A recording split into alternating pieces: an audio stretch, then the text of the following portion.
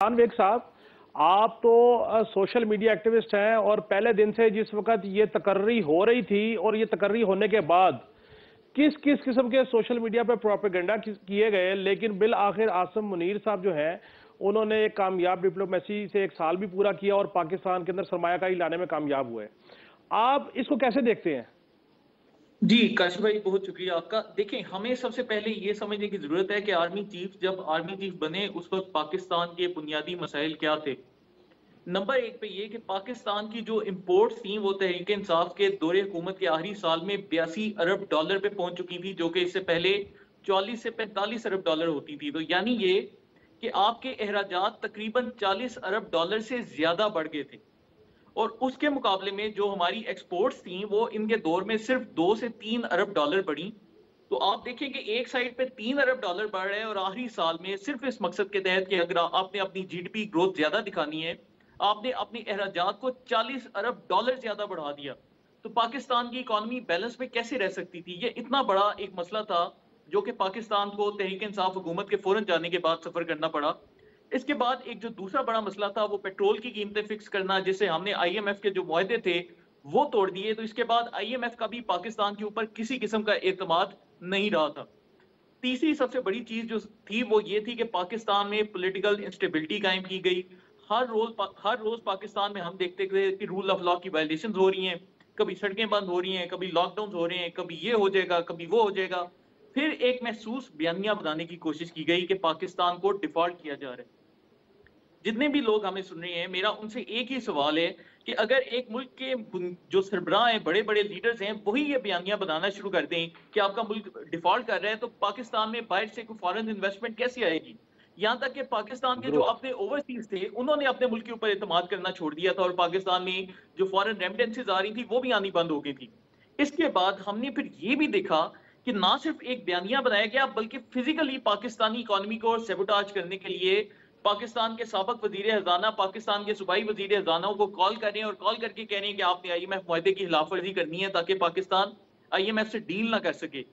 तो इन बिल्कुल बिल्कुल। संगीन हालात में जिस तरीके से आर्मी चीफ साहब ने मुल्क को निकाला है, इससे बड़ी कोई मेरे ख्याल से कामयाबी की हमारे सामने मिसाल नहीं। और इसमें भी हमें एक चीज जो सबसे अहम देखने की जरूरत है वो ये है कि पाकिस्तान के लोगों को अपनी फौजों के खिलाफ करने की एक साजिश रचाई गई। जब आर्मी चीफ साहब आए, किस तरीके से उनकी तकर्री को मुतनाज़ा बनाने की कोशिश की गई। फिर हमने देखा कि रूल ऑफ लॉ के हालात इतने खराब हो गए कि 9 मई जैसे वाकयात हमें पाकिस्तान में होते नजर आ रहे हैं। तो इस तमाम सूरत हाल के बावजूद जिस तरीके से उन्होंने इसमें जंप इन किया है, और यहाँ पर मैं अक्सर लोगों के सोशल मीडिया पर ये भी एक वो तंज देखता हूँ कि जी ये फौज का काम तो नहीं है कि मईशत ठीक करें या इस तरीके से मुल्की मामलात में आए। मेरा सिर्फ एक बुनियादी सवाल ये है कि जब एक मुल्क मुकम्मल कोलैप्स की जानिब जा रहा है और हम देख रहे हैं कि पॉलिटिकल क़यादत नाकाम हो रही है, और उनकी नाकामी की वजह भी पॉलिटिकल क़यादत है जो कि हर रोज इस तरह की पॉलिटिकल इंस्टेबिलिटी क्रिएट कर रही है कि कोई पॉलिटिकल हुकूमत फंक्शन ही नहीं कर रही।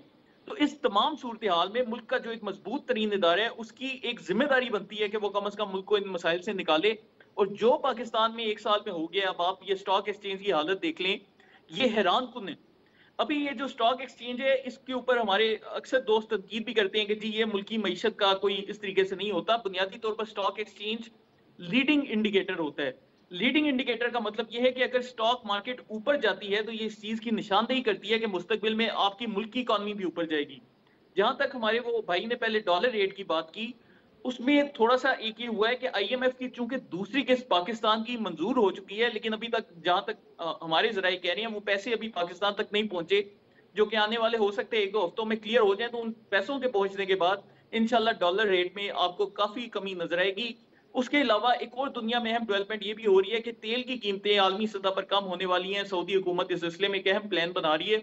तो आने वाले कुछ अरसे में ना सिर्फ तेल की कीमतें कम होंगी बल्कि पाकिस्तान में डॉलर की कीमत भी कम होगी। तो पाकिस्तान अल्हम्दुलिल्लाह अभी एक काफी मजबूत पोजीशन पे पहुंच चुके हैं, जो कि 1 साल पहले हम जिसका तसव्वुर भी नहीं कर सकते।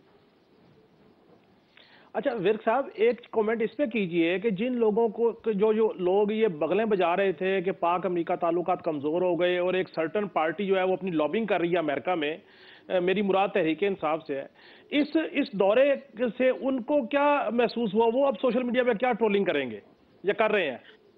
देखिए काशिफ भाई, मुझे जो स्ट्रेटजी पाकिस्तान की समझ आ रही है बुनियादी तौर पर पाकिस्तान के जितने भी आर्मी चीफ थे उनमें हमने तारीख में देखा है कि वो आर्मी चीफ बनने के बाद सबसे पहले दौरा अमेरिका का करते हैं। लेकिन जनरल आसिम मुनीर साहब ने शुरू में सबसे पहले जो दौरे किए वो चीन के किए और पाकिस्तान की जो दीगर इस्लामी रियासतें थी, अरब ममालिक थे, उनके दौरे किए।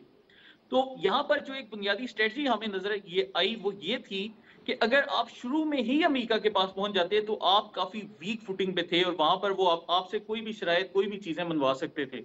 लेकिन अब जब हम देख रहे हैं कि पाकिस्तान की मईशत बेहतर है, पाकिस्तान के हालात बेहतर हैं, पाकिस्तान में काफी हद तक पॉलिटिकल स्टेबिलिटी आ चुकी है, हमें यह भी पता चल रहा है कि जी मुत्तहिदा अरब अमारात पाकिस्तान में $25 अरब इन्वेस्ट कर रहा है, तो अब आर्मी चीफ अमेरिका में पोजीशन ऑफ वीकनेस से नहीं बल्कि पोजीशन ऑफ स्ट्रेंथ से जा रहे हैं।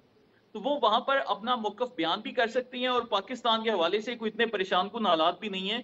तो उनकी जो स्ट्रेटजी है मुझे लगता है कि वो काफी बेहतर है। अलबत्ता सोशल मीडिया पर तहरीक इंसाफ का अगर आपको याद हो तो इन्होंने गुज़िश्ता साल प्रॉपर लॉबिंग करवाई थी कि पाकिस्तान का IMF मुआहिदा कैंसिल हो। फिर इन्होंने एक और लॉबिंग करवाने की कोशिश की कि पाकिस्तान का जो GSP+ स्टेटस है, यूरोपियन ममालिक से हमारी जितनी भी तिजारत है वो मुतासिर हो जाए। तो पाकिस्तान को शदीद तरीन माशी जो सी परेशानियों के लिए इन्होंने कोशिश की और हमारा पहले दिन से यही मौकफ है कि यार ठीक है आप सियासत करें, लेकिन खुदा का वास्ता है कि अपनी सियासत के लिए रियासत का ये हाल ठीक हो गया। फरहान विर्क साहब, गुफ्तगू का सिलसिला जारी रहा है। नाज़रीन, गुफ्तगू का सिलसिला जारी है, फिर मिलते हैं ब्रेक के बाद।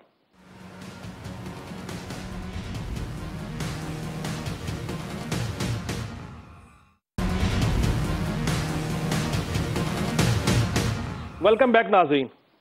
डॉक्टर फरहान विर्क साहब, आपसे गुफ्तगू का सिलसिला जारी था ब्रेक में जाने से पहले। मुझे ये बताएं कि जो ये सोशल मीडिया का बयानिया है ये अवाम पर किस हद तक असरअंदाज होता है, और बिलखसूस जो पाकिस्तान मुखालिफ बयानिया तहरीक इंसाफ की जानिब से आया, आप चूंकि इनको अंदर से जानते हैं ये बयानिया कैसे बनाते हैं और बैरून मुल्क से इनको किस तरह की सपोर्ट मिलती है बयानिया बनाने में? देखिए काशिफ भाई, हमें सबसे पहले तो ये जानने की जरूरत है कि तहरीक इंसाफ को जो शख्स इस वक्त सोशल मीडिया उनका हेड है, जिनका नाम जिब्रान इलियास है, उनकी अपनी जो सोशल मीडिया प्रोफाइल है उसमें उन्होंने लिखा हुआ है कि वो यूनाइटेड स्टेट सीक्रेट सर्विस के लिए काम करते रहे हैं। ये कोई ऐसी चीज नहीं जो कि मैं दावा कर रहा हूं या कोई और शख्स दावा कर रहे हैं। एक शख्स ने खुद अपनी CV में लिखा हुआ है, उसका लिंक्डइन पेज है, आप गूगल पर जाएं, आप सर्च करें, आपको मिल जाता है। ना सिर्फ ये बल्कि वो शख्स यूनाइटेड स्टेट सीक्रेट सर्विस का जो सिलेबस है वो बनाता रहा है, उनकी इलेक्ट्रॉनिक क्राइम्स टास्क फोर्स का हिस्सा रहा है। तो एक शख्स जो कि पहले ही अमेरिकी इंटेलिजेंस के लिए काम कर रहे हैं, मुझे बताएं कि उसके लिए पाकिस्तान में ऐसा बयानिया बनाना मुश्किल कैसे है। हम इससे पहले देखते हैं कि दुनिया में जिन भी मुल्कों में पॉलिटिकल इंस्टेबिलिटी लाने की कोशिश की गई है, जिसकी सबसे बड़ी मिसाल हमारे पास मिस्र है, कि वहां का भी एक वाइल नाम का जवान था जो कि वहां पर वो अरब स्प्रिंग के लिए बड़ा एक्टिव रहा और कुछ अरसे बाद उसको गूगल में नौकरी मिल गई। इसी तरह जिब्रान इलियास का भी पाकिस्तान में खसूसी तौर पर ये जो 9 मई के वाकयात हुए हैं इनमें जो किरदार रहा है, फिर इसका जो साबका अमेरिकी इंटेलिजेंस एजेंसियों के साथ एक ताल्लुक रहा है, वो आपको ढकी चुकी बात नहीं। इस पे हमारे लिए एक सवालिया निशान ये भी है कि एक तरफ साबका चेयरमैन तहरीक इंसाफ ये क्लेम करते थे कि मेरी हुकूमत जी अमेरिका ने गिराई, लेकिन हम ये भी देखते हैं कि उनका वो सोशल मीडिया हेड जो कि पाकिस्तान में उनकी सारी की सारी सोशल मीडिया कैंपेन्स लेकर चल रहे हैं, उसका ताल्लुक अमेरिकी इंटेलिजेंस एजेंसियों से है। तो ये पाकिस्तान के साथ किस किस्म का भोंडा मजाक किया जा रहा है। तो इन्होंने ना सिर्फ पाकिस्तान बल्कि बैरून मुल्क में काफी सारे अपने मीडिया सेल्स कायम किए हुए हैं। अब हमें जो मजीद हकाइक पता चल रहे हैं उनके तहत इनके अमेरिका में और बरतानिया में काफी सारे ऐसे सेल्स हैं जो कि आज भी एक्टिव हैं, और ये सेल्स दो तरह से काम करते हैं।